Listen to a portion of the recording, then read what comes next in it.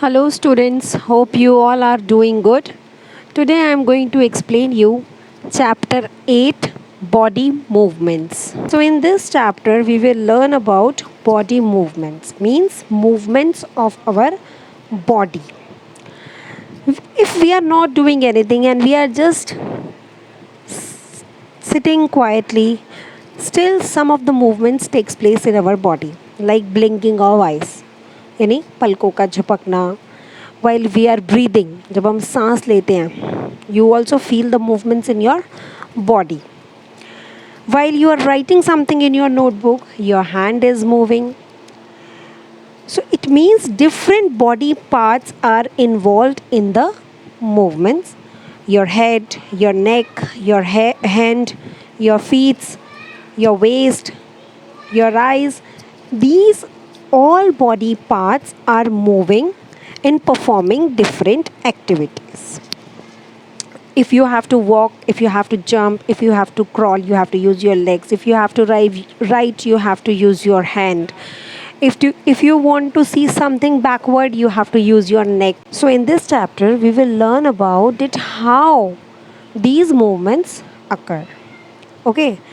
So now Buju wonders about movements in plants. अब ये सब सुन के बूझो को क्या हुआ कि प्लांट्स कैसे मूव करते हैं क्योंकि प्लांट्स तो अपनी जगह पे खड़े रहते हैं he knows they do not move from place to place but do they show any other kind of movements तो क्या वो किसी और तरह के मूवमेंट्स शो करते हैं क्योंकि प्लांट्स के जो मूवमेंट्स होते हैं वो हमको किस फॉर्म में विजिबल होते हैं उनकी ग्रोथ के फॉर्म में यानी ग्रो कर रहे it means there are movements in the plants so here one table is given how do animals move from place to place कि किस तरह से एनिमल एक जगह से दूसरी जगह में जाते हैं काउ कौन सा बॉडी पार्ट यूज़ करते हैं अपने लेग्स यूज़ करते हैं टू वॉक ह्यूमन कौन सा बॉडी पार्ट यूज़ करते हैं मूव करने के लिए they also use legs to walk to jump snake use whole body snake क्या करते हैं अपनी पूरी बॉडी यूज़ करते हैं एंड दिस लिथर मीन्स वो रिंग रिंग के चलते हैं bird use their wings to fly insects use their legs to walk fish use their fins to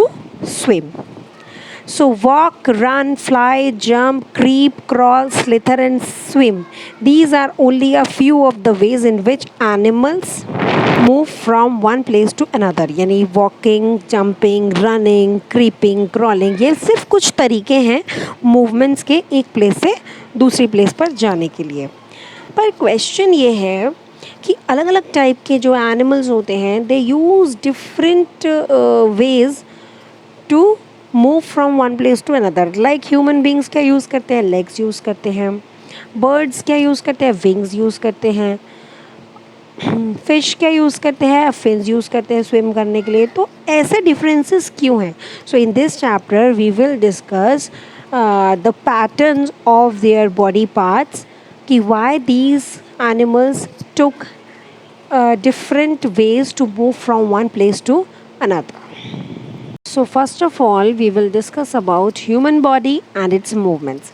Human body can use their legs and their hands for performing different physical exercises. Let us try some of the many movements our body is capable of तो यहाँ पर हमें कुछ examples दिए हैं कुछ movements के जो इजीली हमारी बॉडी में होते हैं सपोज़ करिए कि आप क्रिकेट खेल रहे हैं और आपको विकेट पे एक बॉल मारनी है सिर्फ उसी तरीके से आपको अपनी बॉडी का पोस्चर बनाना है जिस तरीके से ओरिजिनलिटी में आपके हाथ में बॉल है और आपको विकेट पे मारना है लेकिन आपको सिर्फ इमेजिन करना है सिर्फ मूवमेंट करना है तो आप क्या करेंगे आपका जो ये शोल्डर है ये क्या होगा सर्कुलर मूवमेंट दिखाएगा यानी गोल घूमेगा आपका शोल्डर क्या करेगा पूरा शोल्डर आपका मूव करेगा बाद आप अपने हैंड्स को देखिए आपके जो हैंड्स हैं वो कहाँ से मुड़ते हैं आपकी हैंड कहाँ से मुड़ते हैं आपकी एल्बो से ओके आपके जो लेग्स हैं वो कहाँ से फोल्ड होते हैं आपके नीज से when you stretch your arm जब आप अपने हाथ को साइड वाइज स्ट्रेच करते हो and you try to bend your arm यानी अपनी आर्म को मोड़ के and you try to touch your shoulder with your fingers. Exercise होती है ना जिसमें पहले हम अपने हैंड ओपन करते हैं, उसके बाद हम आर्म को फोल्ड करके फिंगर से शोल्डर को टच करने की कोशिश करते हैं। तो व्हाट डू यू फील कि when you are touching your shoulder, your hand is bending from the elbow side. Okay, उसके बाद जब आप दोबारा अपना आर्म सीधा करते हैं, हाथ सीधा करते हैं और आप उसे नीचे की तरफ लेके जाते हैं, तो क्या आप उसे ले जा पाते हैं? तो यस, डेफिनेटली हम अपने हैंड को बार बार फोल्ड भी कर सकते हैं और बार बार ओपन भी कर सकते हैं। इसी तरह से हमको यहाँ पर एक टेबल गिवन है जिसमें हमारे डिफरेंट बॉडी पार्ट्स हैं, हमें उनका मूवमेंट भी रिकॉर्ड करना है। लेट अस सी। नेक। नेक ऑलवेज रोटेट्स पार्शियली और it turns from left side और राइट साइड। इट बेंड्स यानी ये मुड़ती है, एंड इट लिफ्ट्स यानी ऊपर की तरफ भी हम उसे उठा सकते हैं। रिस्ट यानी हमारी कलाई, कलाई भी the same way rotates partially और टर्न्स एंड इट लिफ्ट्स। क्योंकि हम सामान उठाने में जब भी हैंड का यूज़ करते हैं तो सपोर्ट कहाँ से मिलता है? हमारी रिस्ट से। फिंगर्स, फिंगर्स रोटेट पार्शियली और turns and it also lifts. Knee rotates partly or turns and it also lifts. Ankle, ankle rotates partly or it also turns and it lifts. Toe, toe यानी जो हमारे पैर की उंगलियां होती हैं वो भी पार्टली रोटेट करती हैं और लिफ्ट करती हैं। बैक यानी हमारी जो कमर है वो पार्टली रोटेट भी करती है, बेंड यानी मुड़ती भी है, and it also lifts. Head यानी हमारा sir rotate partly and it lifts. Elbow, it rotate partly and it lifts, and arm rotate completely. पर ऐसा क्यों है कि कुछ पार्ट्स तो हमारी बॉडी के बहुत फ्लेक्सिबली रोटेट होते हैं, मूव करते हैं, कम्प्लीटली रोटेट करते हैं, और कुछ ऐसे पार्ट्स हैं जो पार्टली रोटेट करते हैं या पार्टली बेंड होते हैं? ऐसा क्यों है? Why is it so? So क्या कभी आपने नोटिस किया है कि हमारे जो भी बॉडी पार्ट्स बेंड होते हैं यानी मुड़ते हैं या रोटेट करते हैं कुछ प्लेसेस से, वो ऐसी प्लेसेस होती हैं where two parts of our body meet, यानी कि जो दो पार्ट हैं हमारी बॉडी के वो जुड़ रहे होते हैं। ऐसे पार्ट से ही हमारे जो बॉडी पार्ट हैं वो मुड़ते हैं या फिर रोटेट करते हैं। जैसे कि हमारी एल्बो, हमारा शोल्डर, हमारी नेक, इन प्लेसेस को क्या बोला जाता है? जॉइंट्स बोला जाता है, यानी कि जोड़ बोला जाता है, क्योंकि यहाँ पर क्या है, दो बॉडी पार्ट्स आपस में जुड़ रहे होते हैं, मीट कर रहे होते हैं। उसी तरह से और भी कई जॉइंट्स हैं, जैसे कि नी है, एंकल है, हमारा हिप है।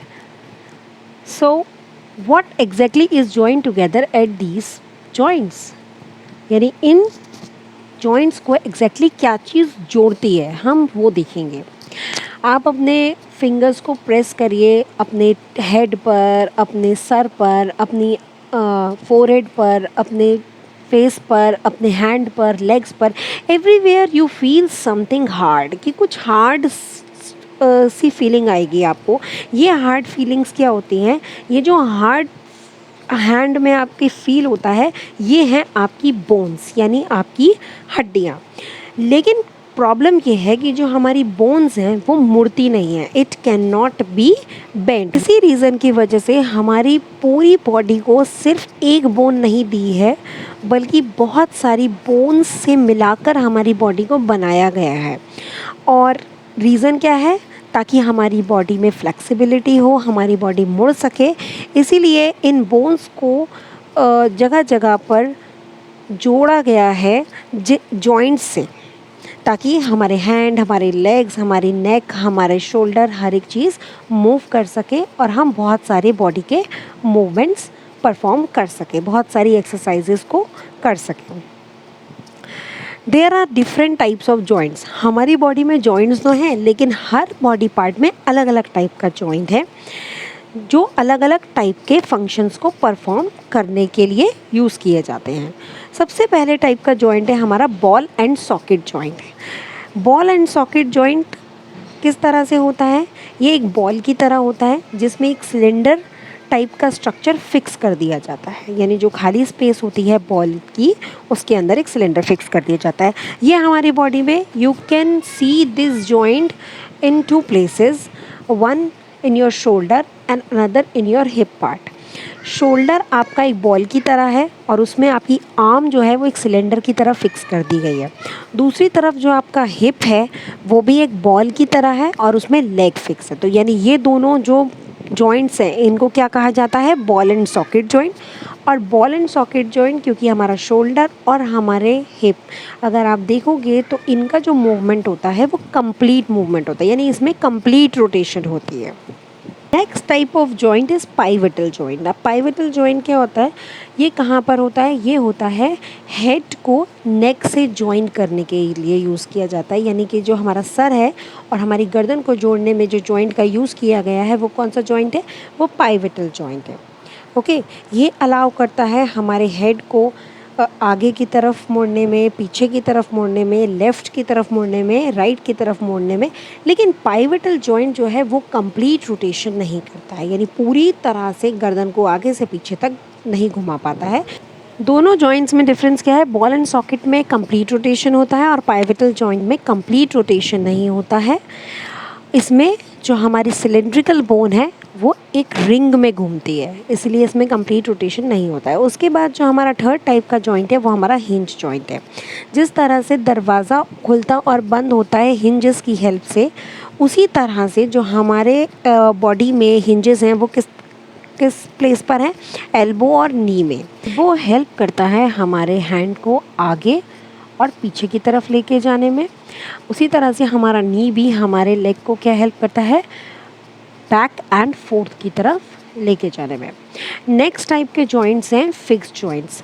बच्चों कुछ इस तरह के जॉइंट्स होते हैं जो हमारी बॉडी में होते हैं लेकिन उनका कोई मूवमेंट नहीं होता, वो एकदम फिक्स हो जाते हैं। लाइक आपके हेड में कुछ जॉइंट्स हैं जो एकदम फिक्स्ड हैं, जिनका कोई मूवमेंट नहीं होता है, उन्हें हम बोलते हैं फिक्स्ड जॉइंट।